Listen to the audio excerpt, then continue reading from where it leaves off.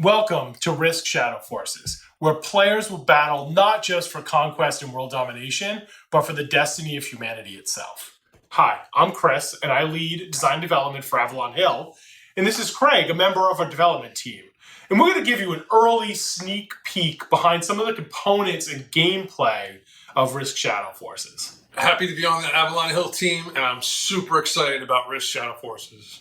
Yeah, so Craig, one of the new things that we're introducing are warlords, where they have unique tactics and strategies you can customize throughout the game.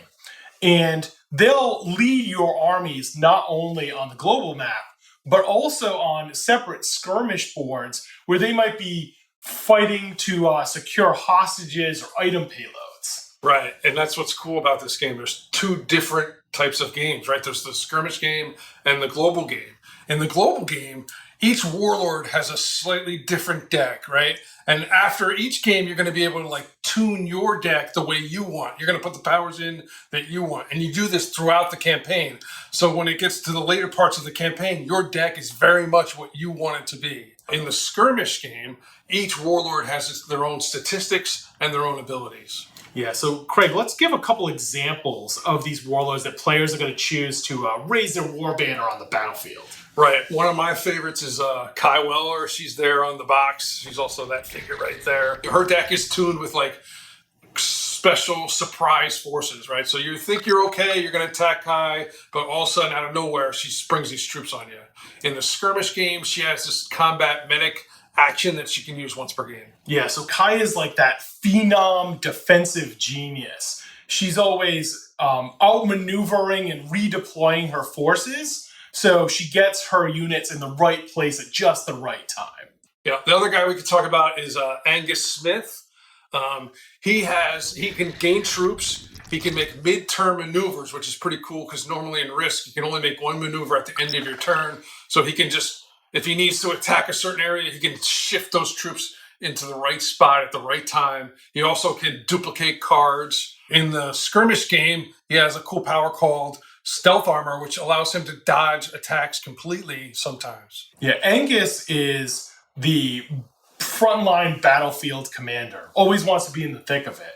He's fast, he's agile, and he's out to really uncover who is ultimately behind the shadow conflict. So now that we've explained a couple of those warlords, let's share how those warlords and their unique tactics and strategies kind of apply when they lead these different factions, because that's when you really get some unique combinations. Yeah, the factions are really cool. I mean, when I game design, I always think about what combinations can I deliver to the players. When you open this box, the first thing you have to do is you get your faction and you get your faction card power that has two powers on it. You have to decide which one you want to put on and which one you want to tear up because you'll never use that power again. You pretty much play with the same warlord in all the global games, but you have to draft a new faction every time. So that's where you get this warlord might work really good with this faction's power. If we were going to call out some of the faction's powers, I feel like the yellow faction is pretty strong. It's got drone strike ability, which allows you to do damage without even risking any troops at all.